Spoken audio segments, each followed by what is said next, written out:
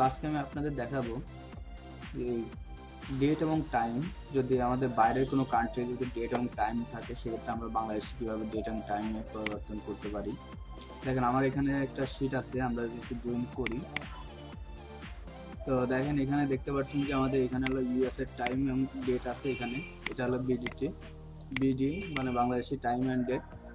তো আমাদের দেখেন এখানে যেটা আছে, আমাদের এই ডাটাটা আমরা আছে ফিঙ্গারপ্রিন্ট যে ডিভাইসগুলো আছে, আমরা যে ডিভাইসগুলো ব্যবহার করি বেশিরভাগ সময় দেখা যাচ্ছে আমরা যখন কোনো ওইখান থেকে ডাটা ডাউনলোড করা হয় সেক্ষেত্রে পাওয়া যায় হচ্ছে বেশিরভাগ বাইরের যে কান্ট্রিগুলো আছে যে সফটওয়্যার বেস, সেই কান্ট্রির ডাটাগুলো পাওয়া যায়। তো এখন যদি আমরা এই যে ডাটাগুলো আছে এখানে ডেট 12/1/2020 এবং 4:11:15 AM, কিন্তু অ্যাকুরেট ডেট কোনটা এবং টাইম কোনটা সেটা দেখেন এখানে যদি আমরা একটু জুম করি দেখেন তাহলে আপনারা দেখতে পারতেছেন যে 2020 1/12 10:11:15 10:11:15, কিন্তু আবার এখানে যদি দেখেন আপনারা খেয়াল করে তাহলে আপনারা দেখতে পাচ্ছেন এখানে 4:11:15। তাহলে আমাদের এখানে গেলে সমস্যা কোনটা, 6 ঘন্টার ডিফারেন্স, কারণ এখান থেকে আছে সকাল 10টা, এখান থেকে আছে সকাল 4টা। তো আমরা এই যে ডাটাগুলো আছে আমাদের যে ডাটাবেসটা থেকে আমরা কিভাবে এটা বিডিটি টাইমে কনভার্ট করতে পারি আমরা আজকে সেটা দেখব। তো এই জন্য আমাদের ফার্স্টে যেটা করব সেটা হচ্ছে আমরা এই ডাটাটাকে আমরা ডিলিট করে দিই।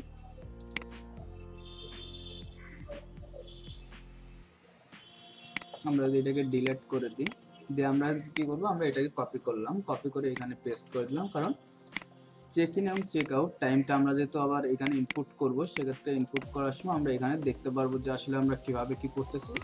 এই জন্য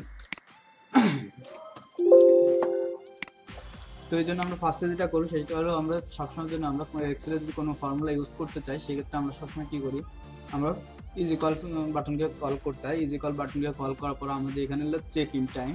তো আমরা চেক ইন টাইম কোনটা, আমাদের এইটা। তো আমরা চেক ইন টাইমের যে সেলটা আছে ওটাকে সিলেক্ট করবো প্লাস 6, মানে বাংলাদেশি টাইম আমাদের 6 দিয়ে শুরু হয়, 6 জুন। তো 6 ভাগ আমাদের ডে কত, 24 ঘন্টায়, তো 24। আমরা কি করলাম, আমাদের যে সেলটা আছে, আমাদের যে ডেট এবং টাইমের যে সেলটা আছে এটা যেহেতু ইউএস বেস ডেট এবং সেল, তো আমরা এটাকে সিলেক্ট করলাম, সিলেক্ট করার পরে +6 ভাগ 24। যে আমরা যদি ইন্টার প্রেস করি দেখেন আমাদের কিন্তু এখানে কি হচ্ছে 4:11:15, এখান থেকে আছে 10:11:15। তার মানে আমাদের 6 ঘন্টা আমাদের ডিফারেন্স দেখাচ্ছে।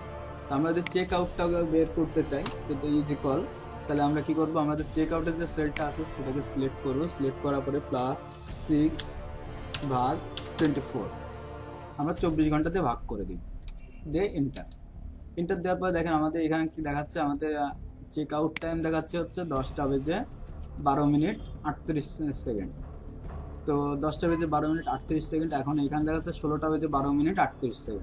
তাহলে মানে আমাদের এখানে যেটা হচ্ছে যে সকাল 10টায় ঢুকছে এবং 16টায় বের হয়ে গেছে। এখন আমাদের যেহেতু এটা হলো 24 ঘন্টা টাইম কাউন্ট করানো, এই জন্য আমাদের 12টা পরে 1টা বা 2টা এরকম আসবে না, আমাদের এক সিরিয়ালে 24 পর্যন্তই আসবে।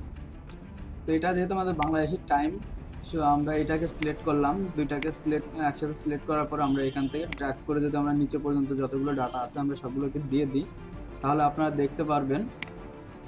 আমি তো বর্ডার দিয়ে দিই, দেখেন এখন কিন্তু প্রত্যেকটা ডাটায় দেখেন এখানে আছে 4:49, এখানে আছে 10:49, এখানে যদি দেখে যে 16:18, আর এখানে যদি দেখেন 4:49। তো এটা হলো আমাদের বাংলাদেশি টাইম, এই জন্য আমরা লিখে দিলাম বিডি। এখন যদি আমরা এই দুইটাকে আমরা হাইড করে দিই, এখন দেখেন আমাদের টাইম এগুলো কিন্তু আমাদের ফুল বিডি টাইম এবং ডেট সবগুলো শো করতেছে। তা আমরা কিভাবে আমরা এটাকে করতে পারি সেটা হচ্ছে, আমরা আবারও যদি বলি, আমরা কোনো কিছু করার আগে আমরা ফার্স্টে কি করব, আমরা সবসময় ইজি কল যে সেলটাকে আমরা সিলেক্ট করবো সেই সেলটা +6 ইজিক্যাল যে সেলটা সেটা +6 ইন্টু 24। ফর্মুলাটা আরেকবার একটু দেখে নেবেন, কারণ একেবারে নর্মাল একটা ফর্মুলা, জাস্ট আপনার যে সেল থেকে আপনারা বের করতে যাচ্ছেন সেটা সিলেক্ট করবেন, সেই সেলটা আপনারা সিলেক্ট করার পরে +6 ভাগ 24 দিয়ে যদি আপনারা ইন্টার প্রেস করেন সেক্ষেত্রে আপনাদের ডাটাটা চলে আসবে। তো আমি এটাকে আর চাচ্ছি না, তো আমি এই জন্য এটাকে ডিলিট করে দিলাম। তো আশা করি সবাই বুঝতে পারছেন। যদি কারো কোনো জায়গায় বুঝতে কোনো প্রবলেম হয় তাহলে অবশ্যই জানাবেন, আমি অবশ্যই চেষ্টা করবো আপনাদের সমাধানটা দেওয়ার জন্য। তো আজ এই পর্যন্ত, সবাই ভালো থাকবেন, সুস্থ থাকবেন, আল্লাহ হাফেজ।